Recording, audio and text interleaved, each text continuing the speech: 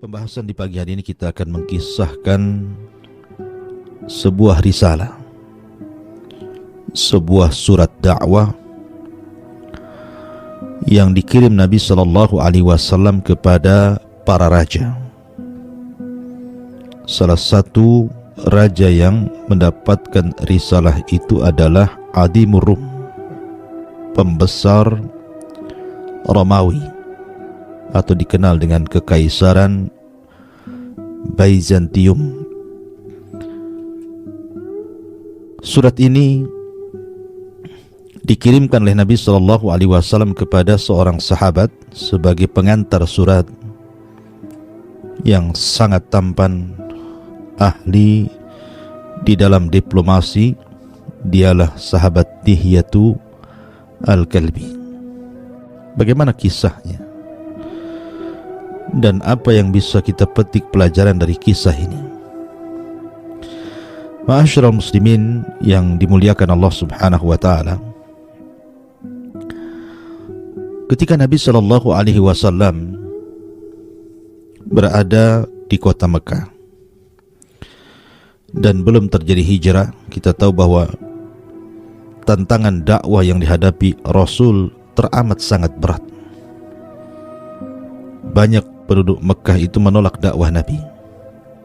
Begitulah Nabi SAW diuji dalam dakwahnya, sehingga banyak para sahabat akhirnya terpaksa hijrah, terusir dari negaranya sendiri. Sebagian mereka hijrah ke Habasyah sampai 2 kali, dan belakangan kemudian hijrah ke kota Yathrib yang belakangan disebut kota Madinah. Lah Nabi SAW pun kemudian hijrah bersama rombongan para sahabat yang lainnya menuju kota Madinah. Akhirnya Nabi SAW menetap di kota Madinah. Selama di kota Madinah banyak terjadi peperangan antara Nabi SAW dan orang-orang kafir Quraisy. Di antaranya perang yang sangat masyhur, perang Badar Kubra, kemudian juga perang Uhud, dan perang-perang yang lainnya.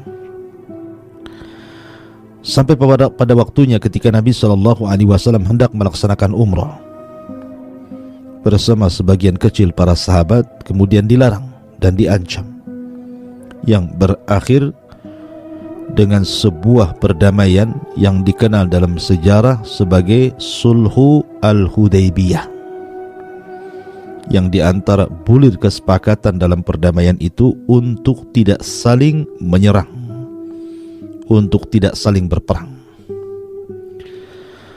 sehingga akhirnya kedua belah pihak mendapatkan kedamaian hidup, baik dari kubu orang-orang Quraisy yang tadinya mereka sulit untuk melakukan perniagaan ke Syam karena bagaimanapun harus melintasi kota Madinah. Terkadang ketika masih kondisi bermusuhan dan berperang dan belum ada perdamaian, mereka kesulitan karena akan berhadapan dengan tentara Nabi SAW dalam perjalanan niaga mereka ke Syam. Begitu juga sebaliknya. Sehingga akhirnya Nabi SAW punya peluang. Sudah tidak disibukkan lagi kemudian dengan perkara orang-orang kafir Quraisy, dan Rasul menyibukkan dengan berdakwah ke kabilah-kabilah yang ada di sekitar Yathrib, sampai menyurati beberapa raja seperti Najasyi, raja Ethiopia, kemudian Kisra, raja Persia, termasuk juga kisah yang kita akan kisahkan, surat dakwah kepada Herakli, seorang pembesar Romawi. Ma'asyiral muslimin yang dimuliakan Allah Subhanahu wa taala. Maka Nabi SAW mengutus seorang sahabat yang memang pakar dalam diplomasi, namanya Dihyah ibn Khalifah ibni Farwat ibni Fadalat Al-Kalbi, atau dikenal dengan Dihyatul Kalbi, seorang sahabat yang masyhur, termasuk as-sabiqun al-awwalun termasuk juga banyak menyaksikan peperangan bersama Nabi sallallahu alaihi wasallam. Bahkan Dihyatul Kalbi, sebagaimana dikatakan oleh Imam Al-Qurtubi rahimahullahu taala, kana min kibaris sahabat, termasuk seniornya para sahabat Nabi sallallahu alaihi wasallam.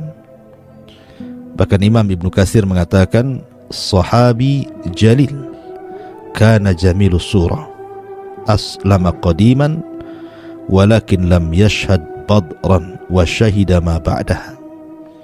Dia sahabat yang sangat mulia, memiliki penampilan yang sangat tampan sehingga menjadi perhatian para wanita. Apabila dia berangkat ke Syam, banyak para wanita yang meninggalkan kesibukannya dan terus memandang wajah Dihyatul Kalbi saking tampannya, sehingga Jibril apabila mendatangi Nabi sallallahu alaihi wasallam untuk menyampaikan wahyu Allah Azza wa Jal, lebih sering menyerupai Dihyatul Kalbi. Sampai Aisyah radhiyallahu anha pernah menyangka bahwa Rasul sedang berdiri menghadap Dihyah dan sedang berbincang-bincang. Setelah ditanya, maka Nabi SAW mengatakan kepada Aisyah, itu bukan Dihyah, itu adalah Jibril. Kemudian Rasul mengatakan, hal ra'aiti, apakah engkau melihatnya wahai Aisyah? Kata Aisyah radhiyallahu anha, ya. Maka Rasul mengatakan, engkau akan mengalami kebutaan di akhir hayatmu. Intinya bahwa Nabi SAW mengirim surat kepada Raja Herakli lewat perantara sahabat yang sangat mulia Dihyatul Kalbi. Taib, kita mulai kisah ini dari Herakli dulu. Siapa Herakli ini? Herakli ini istilah raja dari raja-raja Romawi, sama dengan Najasyi istilah raja bagi raja-raja Habasyah Ethiopia, ataupun Tubba istilah raja bagi raja-raja Yaman, dan begitu seterusnya. Disebut juga sebagai Kaisar. Kaisar itu diambil karena ketika ibundanya sedang sakit parah, sementara dia sedang hamil dan mengandung Herakli ini, dan ketika itu peralatan tidak sebagaimana secanggih hari ini, maka ketika sakaratul maut ibundanya, kemudian dibelahlah perutnya. Maka dalam bahasa mereka membelah perut itu disebut Kaisar. Maka rupanya anak yang ada dalam perut ibunya itu masih bergerak-gerak. Akhirnya diselamatkan dengan cara dibelah perutnya, kemudian dikeluarkan anak tersebut, dan selamatlah anak tersebut, kemudian disebut Kaisar. Karena ketika melahirkan perut ibundanya disobek, kemudian selamat, tapi ibundanya meninggal dunia. Ma'asyiral muslimin yang dimuliakan Allah Subhanahu wa taala, ada juga yang mengatakan bahwa nama Herakli itu adalah Falavius Hercules Augustus. Falavius Hercules Augustus, itulah nama asli beliau, atau kemudian dikenal dengan Herakli dalam bahasa Arab.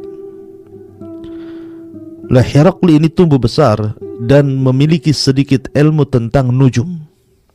Dia ahli nujum, artinya sedikit memiliki ilmu dalam dunia perdukunan.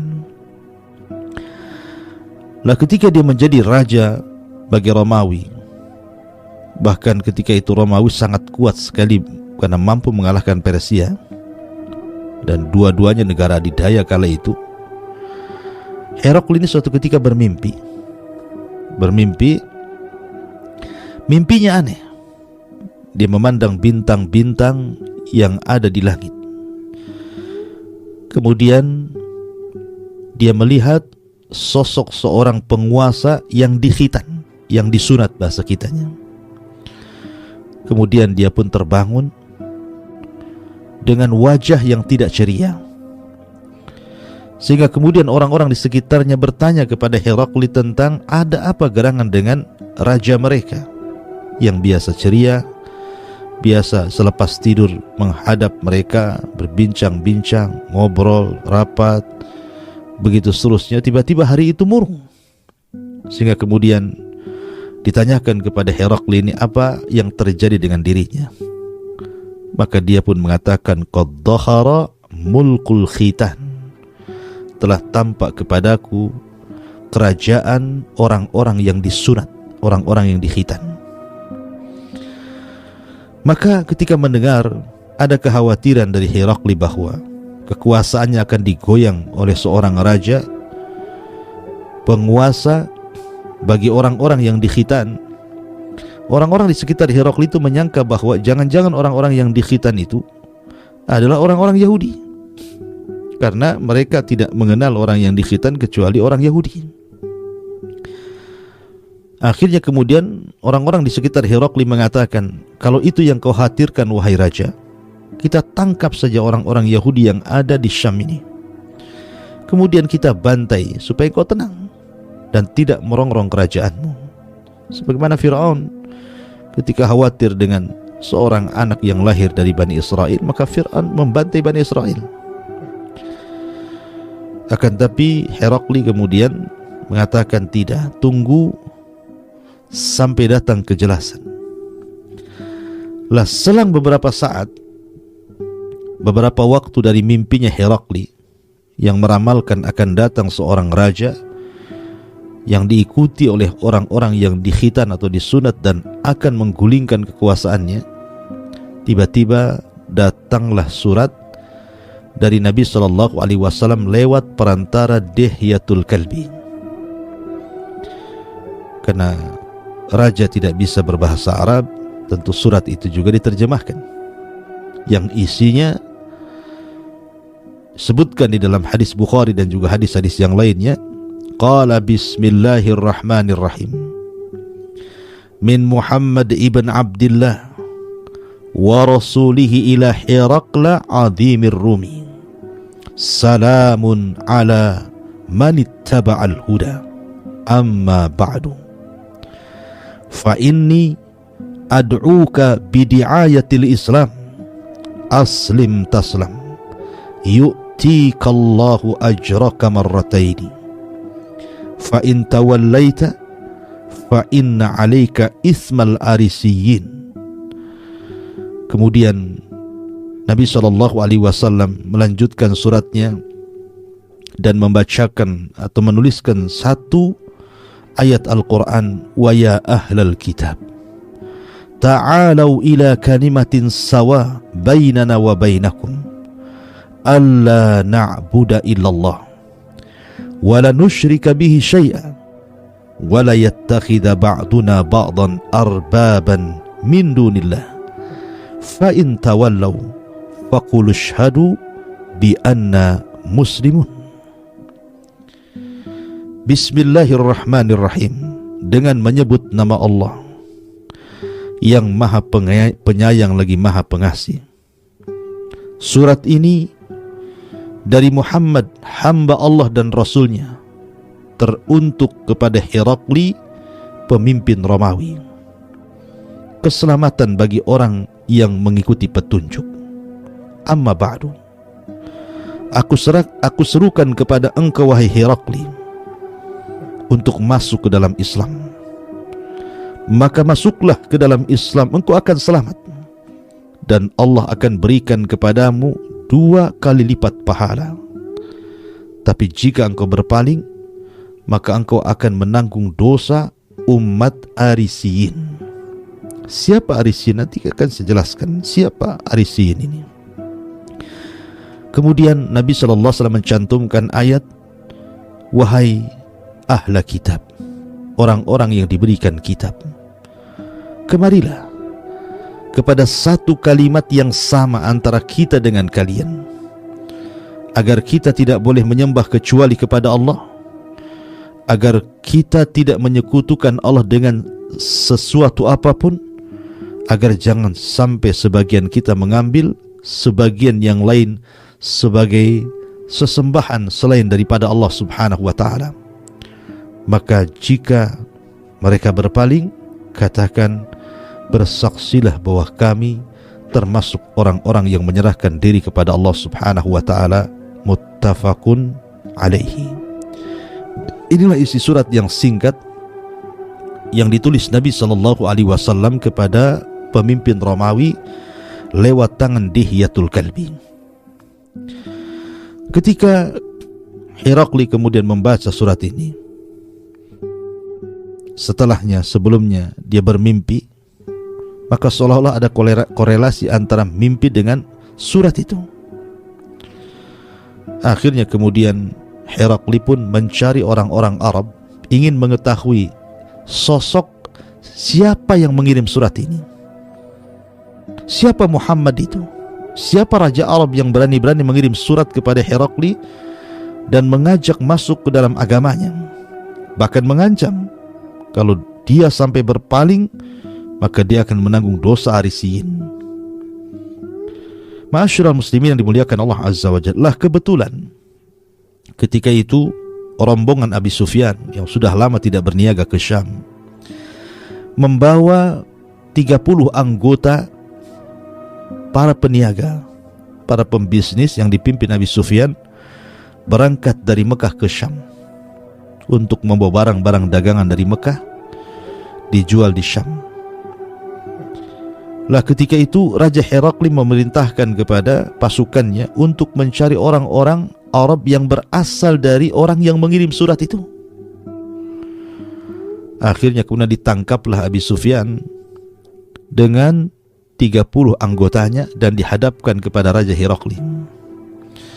Di sini terjadi hiwar yang sangat agung, yang sangat besar antara dialognya Abi Sufyan dengan Herakli yang dicatat dalam sejarah sebagai dialog terbesar,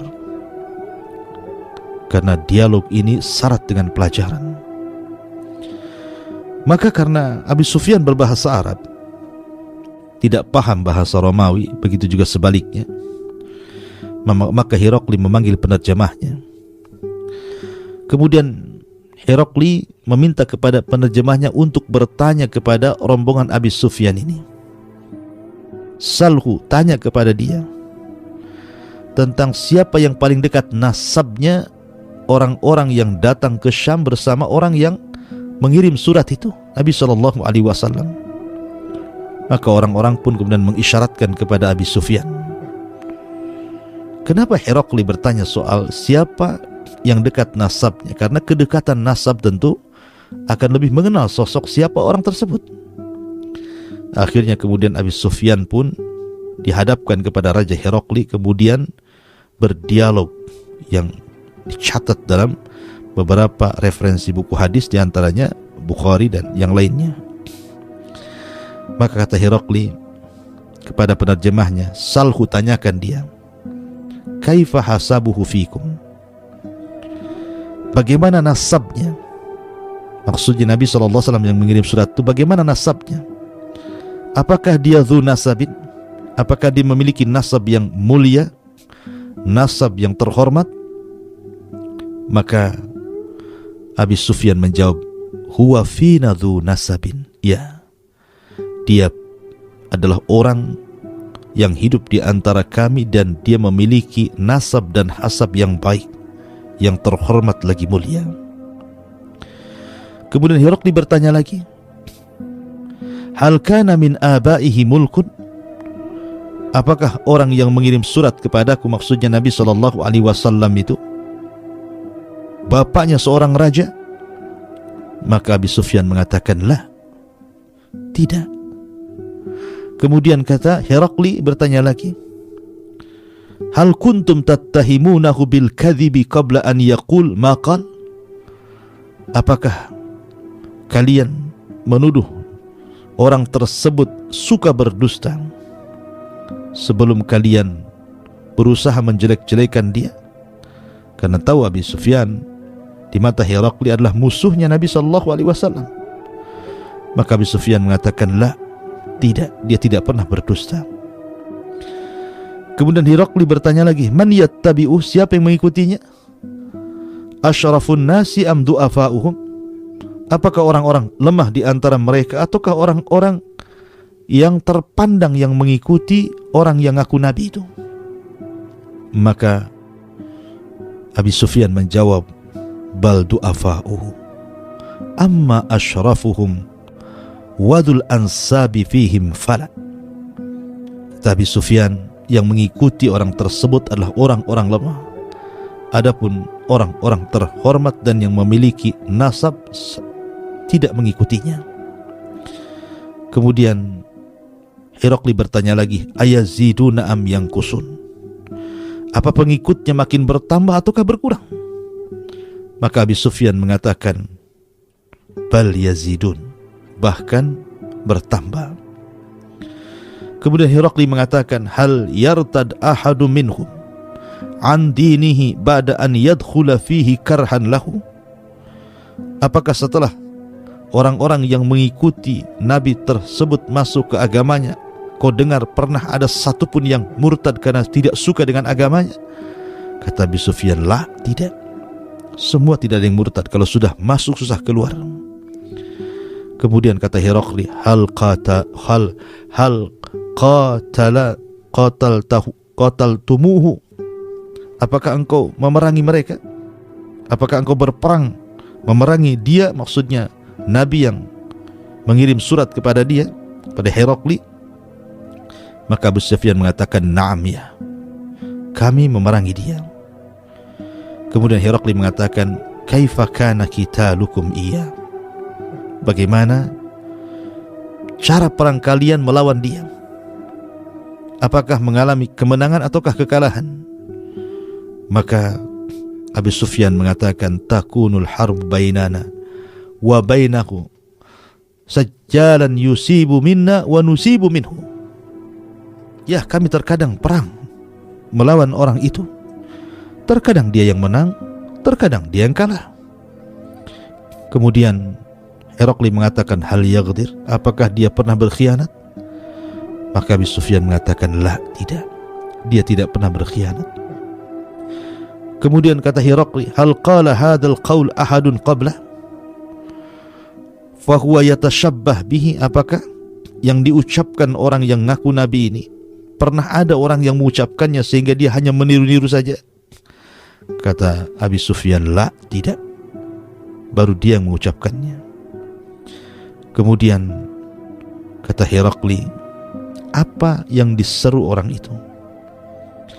Maka kemudian Abi Sufyan mengatakan dia menyeru untuk mentauhidkan Allah dan meninggalkan sesembahan apa yang disembah bapak-bapak kami. Kemudian Herakli pun memandang penerjemahnya. Kemudian mengatakan, sesungguhnya aku bertanya soal nasabnya, dan dia katakan dia memiliki nasab yang terhormat. Maka begitu juga para nabi sebelumnya diutus dan rata-rata adalah nabi yang paling terhormat dari nasab seluruh kaum-kaumnya. Kemudian aku bertanya lagi, apakah dia memiliki keturunan raja? Kemudian dia katakan tidak. Maka aku katakan, kalau seandainya kemudian ada keturunannya raja, tentu maksud dia mengaku nabi jangan-jangan hanya untuk mengambil kembali kerajaannya. Kemudian aku bertanya lagi bahwa pengikutnya apakah orang-orang lemah atau terhormat? Dia katakan orang-orang lemah, dan orang-orang terhormat sedikit sekali yang mengikutinya. Maka kata Herakli, begitulah para rasul, memang pengikutnya rata-rata orang-orang lemah. Kemudian aku bertanya lagi, apakah engkau menganggap dia pendusta? Dan dia katakan tidak. Ya, karena seorang nabi tidak mungkin berdusta. Kalau dia tidak berdusta kepada manusia, maka yakin dia tidak mungkin berdusta atas Allah Subhanahu wa ta'ala. Sebab kalau dia sudah berani berdusta kepada manusia, pasti tidak akan mudah berdusta kepada Allah Azza wa Jalla. Kemudian aku bertanya lagi kepada dia, apakah ada yang murtad dari para pengikutnya karena benci dengan agamanya? Dan dia pun katakan tidak. Begitulah iman, apabila sudah tercampur dalam hati maka susah keluarnya. Kemudian aku bertanya, apakah bertambah atau berkurang? Dia katakan bertambah. Begitulah iman, kalau sudah sempurna maka akan merembet kepada yang lainnya. Kemudian aku bertanya, apakah dia pernah berkhianat? Dan dia katakan tidak. Begitulah para rasul, tidak mungkin berkhianat. Dan aku katakan kepadanya, apakah dia pernah atau ada orang yang pernah mengucapkan hal yang sama dan dia katakan tidak? Begitulah wahyu Allah subhanahu wa ta'ala kepada para nabi, maka dialah orang yang pertama mengucapkan sebelum yang lainnya. Kemudian yang terakhir aku tanyakan apa yang diserunya. Dia katakan bahwa dia menyuruh kepada tauhid dan meninggalkan agama moyang-moyang mereka. Begitulah para nabi. Mereka tidak bergantung kepada adat istiadat karena mereka berucap dengan wahyu yang Allah wahyukan kepadanya. Dari sini Herakli pun berubah wajahnya. Ketika berubah wajahnya, tiba-tiba Abi Sufyan dia bicara dan mengatakan, laqad aduma amra Abi Kabshin. Sungguh telah besar namanya Abi Kabshin. Abi Kabshin itu maksudnya Nabi SAW. Di sini Abi Sufyan tidak menisbatkan kepada kakek buyut Rasul seperti Abu Talib, Abdul Muttalib dan begitu seterusnya, tapi dinasabkan kepada ayah susuannya, karena Abi Kabshin itu kunyah daripada suami Halimah Sa'diyah yang menyusukan Nabi SAW, karena bencinya Abi Sufyan kepada Rasul sehingga tidak mau menasabkan Rasul kepada kakek buyutnya, tapi dinasabkan kepada suami daripada Halimah, ibu susuannya. Itulah kebencian, ya. Kata Herakli setelah dia memandang para batrik-batriknya yang ada di kerajaan itu, para tokoh-tokohnya dan orang di sekelilingnya, kemudian dia mengatakan, iyakun kama taqulu fihi haqqa fa innahu nabiyyun. Kalau yang kalian katakan itu benar, kalian tidak berdusta kepadaku, ingat, dia itu seorang nabi dan aku sudah mengetahuinya. Karena Herakli itu dicocokkan dengan mimpinya masalahnya. Kemudian yang kedua, Herakli ini seorang ahli baca, suka membaca kitab-kitab lama. Dia menguasai Taurat dan Injil dan memiliki ilmu dunia, sedikit dunia perdukunan. Sehingga dia mengatakan, kalau yang kalian katakan benar bahwa dia telah muncul, aku yakin dia seorang nabi dan aku sudah mengetahuinya. Kalau seandainya lau kuntu indahu, aku berada di sisinya, la ghasaltu an qadamaihi, tentu aku akan cuci kedua kakinya. Seolah-olah dari sini Herakli pun kemudian mengikuti dan membenarkan ajaran Nabi SAW. Kemudian kata Herakli, keluarkan surat itu. Maksudnya surat yang dibawa oleh Dihyatul Kalbi kepada dia. Bacakan sekali lagi di sini. Bacakan kepada mereka. Bacakan kepada kita semuanya. Maka penerjemahnya membawa surat itu kemudian membacakan kembali, Bismillahirrahmanirrahim. Min Muhammad ibn Abdullah wa rasulihi ila Herakli adimir Rum. Salamun ala man ittaba'al huda amma ba'du. Fa inni ad'uka bidiayatil Islam. Aslim taslam yu'tikallahu ajraka marrataini. Fa in tawallaw fa inna alayka ithmal arisiyin. Wa ya ahlal kitab, ta'alau ila kalimatin sawa'in bainana wa bainakum alla na'budu illallah wa la nusyrika bihi syai'an wa la yattakhidha ba'duna ba'dan arbaba min dunillah fa in tawallaw faqul ashhadu bi anna muslimun. Bismillahirrahmanirrahim. Dari Muhammad ibn Abdullah dan Rasulnya, teruntuk Herakli pembesar Romawi, keselamatan bagi orang yang mengikuti petunjuk. Amma ba'du, maka kuserukan kepada engkau Herakli, masuklah ke dalam Islam. Islam kau akan selamat dan Allah akan berikan kepadamu 2 pahala. Tapi jika kau berpaling, ingatlah engkau telah menanggung dosa arisiyin. Wahai ahli kitab, kemarilah kepada kalimat yang sama antara kita dengan kalian, agar kita tidak boleh menyembah kecuali Allah, tidak menyekutukan Allah dengan sedikit pun, tidak mengambil sebagian kita dan yang lainnya Tuhan selain Allah. Maka jika mereka berpaling, katakan, persaksikan saya seorang muslim. Semua mendengarnya. Dari sinilah sebenarnya hidayah sudah hampir masuk ke hati Herakli. Akhirnya dia mencoba untuk memanggil manusia, mendakwahkan dakwah, Nabi Shallallahu Alaihi Wasallam ini, dan disuruhnya untuk mengikuti Nabi Shallallahu Alaihi Wasallam, ya, karena sudah tampak Nabi itu. Tapi ketika dia membacakan surat itu kepada halayak umum, tiba-tiba orang pun lari dan masuk ke rumah-rumah mereka dan mengunci-ngunci rumah mereka. Mereka menolak kehendak Heraklius supaya mereka mengikuti agama Nabi Shallallahu Alaihi Wasallam, karena kekhawatiran kalau seandainya kemudian Heraklius ini mendapatkan kesulitan dari rakyat Romawi. Akhirnya dia pun mengatakan, sesungguhnya aku mengajak kalian itu hanya ingin menguji kalian. Bayangkan, karena takut kehilangan kerajaannya, iman yang hendak masuk di hatinya tercabut lagi. Akhirnya Heraklius pun mendatangi para pendeta-pendeta, padri-padri yang sangat besar, yang sangat didengarkan ucapannya oleh bangsa Romawi. Kemudian diserahkan surat itu, kemudian diceritakan mimpinya, kemudian diceritakan tentang dialog dia dengan Abi Sufyan, kemudian macam-macam diceritakan kepada para padri-padri kanisa itu.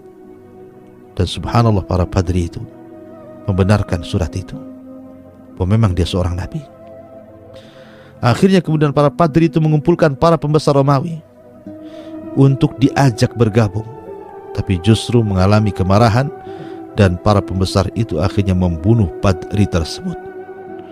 Mendengar bahwa padrinya dibunuh, maka Heraklius pun akhirnya semakin ketakutan kalau kekuasaannya akan hilang.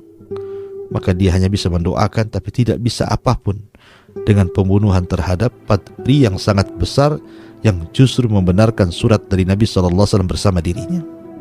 Intinya bahwa terkadang seseorang sudah hampir disapa hidayah, tiba-tiba hidayah itu berlalu dan tidak hinggap dalam hatinya. Ma'asyiral muslimin, para pendengar dan para pemirsa Kiswah TV yang dimuliakan Allah Subhanahu wa taala, dan juga Humairah Channel.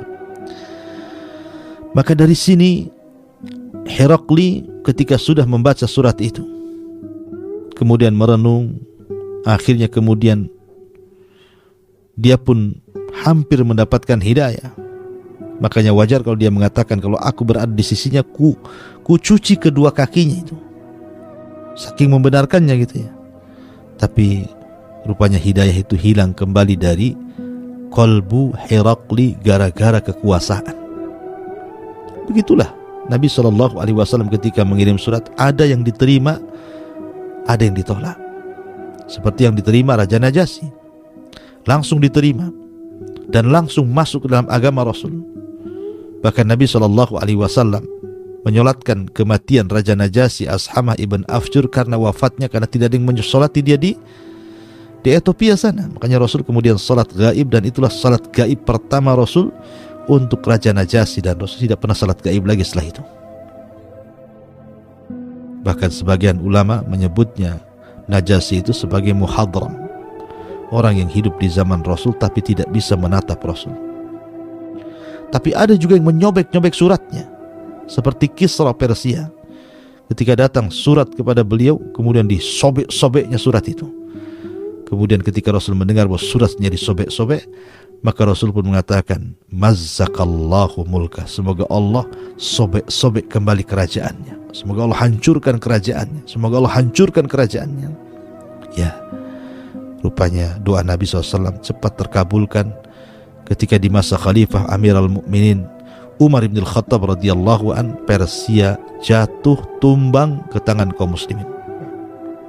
Itulah doa Nabi SAW, mazzakallahu mulka. Tetapi karena Heraklius ini dalam hatinya membenarkan, akhirnya dia pun hanya bisa memberikan hadiah kepada Nabi SAW lewat Dihyah saja. Tapi dia tidak masuk Islam ya. Lah, yang ingin saya sedikit ceritakan sebelum kita tutup adalah kalimat Arisiyin. Karena Nabi SAW dalam isi surat itu mengatakan kepada Heraklius ini, fa in tawallaita fa inna 'alaika ismal Arisiyin. Kalau engkau sampai berpaling, maka engkau akan menanggung dosanya orang-orang Arisiyun. Siapa Arisiyun ini? Ada yang membaca Arisiyin, ada yang membaca Arisiyin tanpa dua ya, ada yang mengatakan Irisiyin, Ada yang mengatakan Yarisiyin, tapi yang masyhur adalah Arisiyun atau Arisiyin. Dan itu diambil dari seorang nama, dari nama-nama Romawi yang disebut dengan Arius. Lah Arius ini dulunya terpengaruh dengan pemahaman Plato, pemahaman Yunan, dan dia salah seorang yang mentauhidkan Allah Subhanahu wa taala dari pengikut Isa bin Maryam. Lah di zaman Arius inilah muncul pemahaman tathlis, di mana orang-orang Nasrani mengatakan bahwa Isa satu di antara tiga Tuhan, bahwa Isa anak Tuhan, bahwa Isa adalah Tuhan itu sendiri. Lah Arius ini salah satu orang Nasrani pengikut Isa bin Maryam, pengikut ajaran Isa bin Maryam yang sangat setia, sangat saleh, mentauhidkan Allah, tidak terpengaruh dengan keyakinan Nasrani yang lainnya. Artinya ketika itu Nasrani pecah menjadi dua. Pecahan yang pertama, orang-orang yang mentauhidkan Allah, yang tidak menganggap Isa itu satu di antara tiga Tuhan, ataupun anak Tuhan, ataupun dia Tuhan. Tapi kelompok yang lainnya justru yang berpemahaman seperti itu, mengakui bahwa Isa adalah satu di antara tiga Tuhan. Lah kelompok Arius ini selalu berseberangan dengan orang itu. Tapi karena jumlahnya tidak banyak, akhirnya mereka hanya terpinggirkan. Karena bagaimanapun orang-orang Arius itu rata-rata fallahun, rata-rata para petani, bukan orang-orang terhormat, ya. Sampai pada waktunya akhirnya di zaman Adhimi Romawi ini, Herakli lah orang-orang Arisyun yang berpemahaman bahwa Isa bukan Tuhan, Isa bukan anak Tuhan, Isa bukan satu di antara tiga Tuhan, itu adalah orang-orang dekatnya Herakli. Jadi orang-orang yang sangat loyalis kepada Herakli adalah orang-orang Arisyun, keturunan orang-orang Arisyun. Makanya Nabi SAW mengatakan, fa in tawallaita fa inna 'alaika itsmal Arisyin. Kalau engkau berpaling wahai Herakli, kau yang akan menanggung dosanya orang-orang Arisyun itu, pengikut Arius yang masih mentauhidkan Allah Subhanahu wa taala dari orang-orang yang beragama Nasrani kala itu. Ma'asyiral muslimin yang dimuliakan Allah Subhanahu wa taala, inilah diantara secara singkat bagaimana risalah dakwah Rasul kepada Raja Romawi. Lalu apa yang bisa kita petik pelajaran dari kisah ini? Pertama, semangat Nabi SAW berikan hidayah kepada manusia. Sampai-sampai Nabi SAW tidak peduli, ya, beliau surati semua para raja. Ada yang menerima, ada yang menolak, ada yang tidak menerima kemudian memberikan hadiah, ada yang tidak menerima sampai membunuh delegasi. Itulah tantangan dakwah Nabi SAW. Tapi Rasul semangat berikan hidayah kepada manusia. Tentu yang dimaksud hidayah di sini hidayah irsyad. Adapun taufik itu hanya milik Allah Subhanahu wa taala. Kemudian yang kedua, pentingnya berdakwah. Pentingnya kita berdakwah kepada orang lain. Setelah mendakwai diri sendiri dan keluarga, maka kita berdakwah kepada orang lain. Makanya Allah Subhanahu wa taala menyebutkan dalam surah Al-Asr, wal asri innal insana lafi khusrin illa alladhina amanu wa amilus solihat wa tawassaw bil haqqi wa tawassaw bis sabr. Dalam surah Al-Asr ini ada 4 sifat yang luar biasa, yang kalau Anda dapati sempurnalah hidup Anda. Pertama ilmu, yang kedua amal, yang ketiga dakwah, dan yang keempat sabar. Yang pertama dan yang kedua memperbaiki diri sendiri. Ilmu dan amal itu memperbaiki diri sendiri. Adapun dakwah dan sabar itu memperbaiki orang lain. Itulah seorang muslim. Orang yang bermanfaat seorang muslim itu alladzi yanfa'uhumun nas, alladzi yanfa'uhum linnas, orang yang bermanfaat bagi manusia. Karena dengan ilmu dan pengamalan memperbaiki diri sendiri, dan dakwah dengan kesabaran akan memperbaiki orang lain. Jadi baik diri dan baik orang, sempurna sifatnya.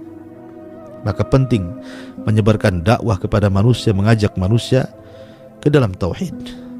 Kemudian yang ketiga, hendaklah yang didakwahkan adalah dakwah tauhid.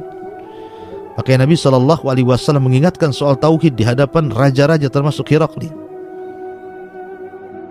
Ya ahlal kitab ta'alu ila kalimatin sawa bainana wa bainakum alla na'budu illallah wa la nusyrika bi syai'an, agar kita menyembah Allah dan tidak menyekutukan Allah dengan siapapun, menunjukkan bahwa setiap dakwah para nabi itu berdakwah mengajak manusia ke dalam tauhid.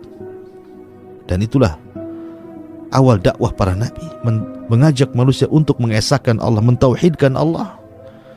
Kemudian juga yang terakhir, karena juga waktu, bahwa Nabi SAW ketika mengutus surat, tidak sembarang orang yang diutus sebagai delegasi mengantar surat itu, tapi memilih yang terbaik, memilih yang ahli diplomasi. Bukan itu saja, memilih orang yang tampan supaya cara penerimaannya pun berbeda. Maka dipilih Dihyatul Kalbi sebagai delegasi surat Nabi SAW kepada pembesar Romawi, Herakli atau Kaisar. Inilah diantara kisah surat dakwah Rasul kepada Raja Romawi Herakli ataupun Kaisar. Wallahu a'lam.